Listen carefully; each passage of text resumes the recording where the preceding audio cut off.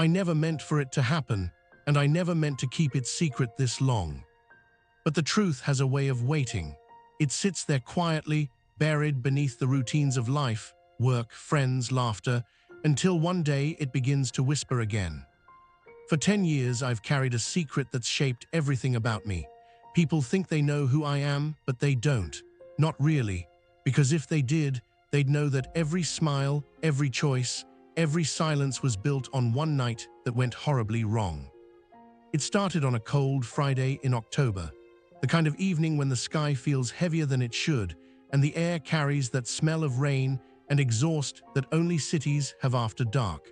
I was 22, young enough to believe the world still forgave mistakes. I'd just finished my second shift at the diner when my phone buzzed. Mason. We'd been inseparable since we were kids, the kind of friendship that feels more like blood than coincidence. But lately he'd been distant, distracted. When I answered, his voice cracked. "I messed up," he said. "Please, I need you to come right now." He sounded broken. I didn't ask questions. You don't, when it's someone who once jumped into a frozen river to pull you out. I grabbed my jacket, left my tips on the counter, and drove. The town fell away behind me, streetlights fading into black hills and silence. My mind ran through possibilities, a breakup, a fight, maybe some bad debt, but nothing prepared me for what I found. Mason's car was pulled halfway off a narrow back road, one headlight still burning through the mist. The other was shattered. He stood beside it, motionless. When he turned, I could barely recognize him, his face gray, eyes wide, hands covered in something dark. Behind him, another car sat twisted against a tree. Steam hissed from the hood. "Mason, what happened?" He looked at me like he didn't know where he was. "He came out of nowhere," he whispered. "I couldn't stop." I took a few steps closer before I saw the shape on the ground. A man, mid-30s maybe, lying completely still. The world seemed to fold in on itself. The air disappeared. I knelt beside him, checked for breath, a pulse, anything. Nothing. The road was slick with oil and rain, the smell of fuel thick enough to stink my eyes. Mason fell to his knees beside me. "I didn't mean to," he kept saying. He just appeared." In that moment, I should have called for help. I should have pulled out my phone, called 911, and stayed there until the lights came. But Mason's voice was shaking, and something in me broke. I saw not the man on the ground, but the kid who once defended me from bullies, who stood beside me through every failure. "Listen," I said, "you can't go to jail for this. It was an accident." His eyes searched mine, desperate, pleading. "What do we do?" Sirens were distant but growing. My heartbeat thundered. The car was still leaking fuel. Panic took over. I looked at the ditch that ran beside the road, a deep trench overgrown with weeds and mud. "Help me," I said. He hesitated, then followed my lead. Together we moved the body, gently, almost reverently, down the embankment. We laid him between the roots where the dark would hide him. I remember whispering "I'm sorry" before covering him with leaves. We climbed back up just as the wind shifted. The sirens were louder now. I told Mason to get in his car and go. We drove off in opposite directions. I can still see his taillights fading in the rain. That night divided my life in two. Before, when things were simple, and after, when everything felt borrowed. For weeks we didn't speak. Then one night, Mason showed up at my door. He looked worse, pale, unshaven, eyes hollow. He said he couldn't sleep, that he saw the man's face every time he closed his eyes. I told him it would pass, that accidents happen, but I was lying to both of us. He started drinking more, quit his job, moved out of his apartment. Eventually, he left town without telling me. I heard rumors, California, maybe Texas, but I never knew for sure. I stayed. I went back to work. I told myself that silence was mercy, but mercy doesn't sound like guilt pounding through your chest every night. I tried to confess once.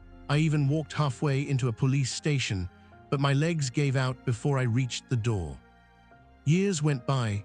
The memory dulled but never died. Sometimes I'd catch myself scanning news sites, terrified the body had been found, but nothing ever came, and part of me began to believe maybe it would stay buried forever. Until last year. I was in line at a coffee shop when someone tapped my shoulder. I turned, and there he was, Mason, 10 years older but still unmistakable. His hair had thinned, his smile gone. He said he'd been trying to find me, that he needed to talk.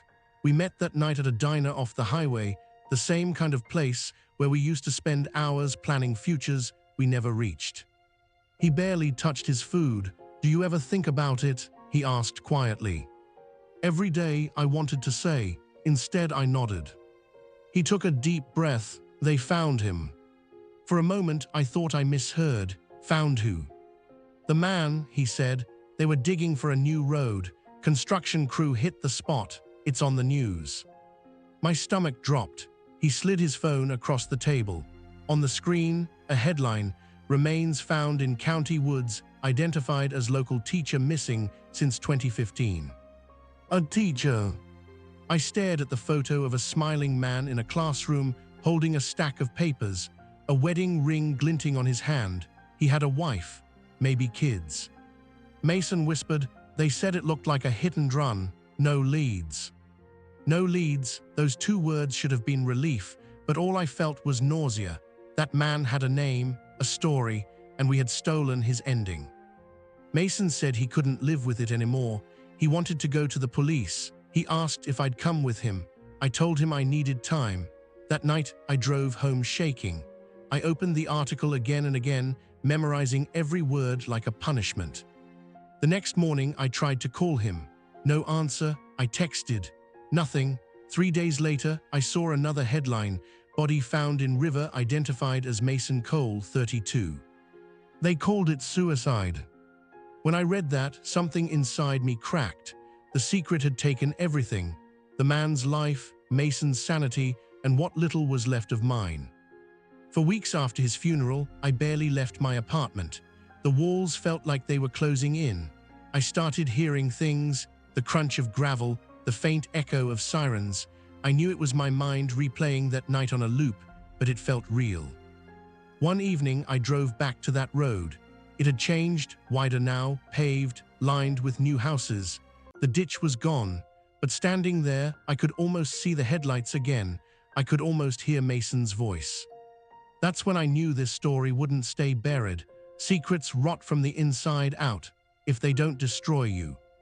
They find another way to speak. So this is me letting it speak. 10 years ago, I helped cover up an accident that took a man's life. I thought silence would keep me safe. I was wrong. Silence was the real prison. Every job, every conversation, every quiet morning coffee, I felt like an imposter wearing my own skin. I don't expect forgiveness. I don't even know if I deserve it. But I can't carry this anymore. I don't want Mason's story or that man's story to end in darkness. His name was Daniel Price. He taught literature at a local high school. He was married with one daughter. I found her name in an article. She's probably in college now. I've written her a letter, one I may never send, telling her the truth. Maybe someday I'll have the courage. For now, this is what I can do: tell the world what happened. If you've listened this far, thank you. I know this isn't the kind of story people expect to find online, but maybe that's why it matters. Because someone out there might be carrying their own secret, thinking they can bury it under time. You can't. Time doesn't erase guilt. It only teaches you how to live with it until you finally stop pretending. So if this finds you tonight, wherever you are, maybe in Boston after midnight, or Manila at sunrise, or London just before bed, know this: the truth is always lighter than the lie you're holding. It hurts more, yes, but it frees you. If you felt something in this story, if it made you stop for a second and think about your own, then like this video. Share it with someone who needs to remember that silence can destroy more than words ever could. And subscribe, because the stories I tell here aren't just mine, they're for anyone who's ever looked in the mirror and seen a ghost staring back. So tell me, where are you listening from tonight? I read every comment. And if you take anything from this confession, let it be this: the truth doesn't undo the past, but it can stop it from owning the future. Because some secrets aren't meant to be kept.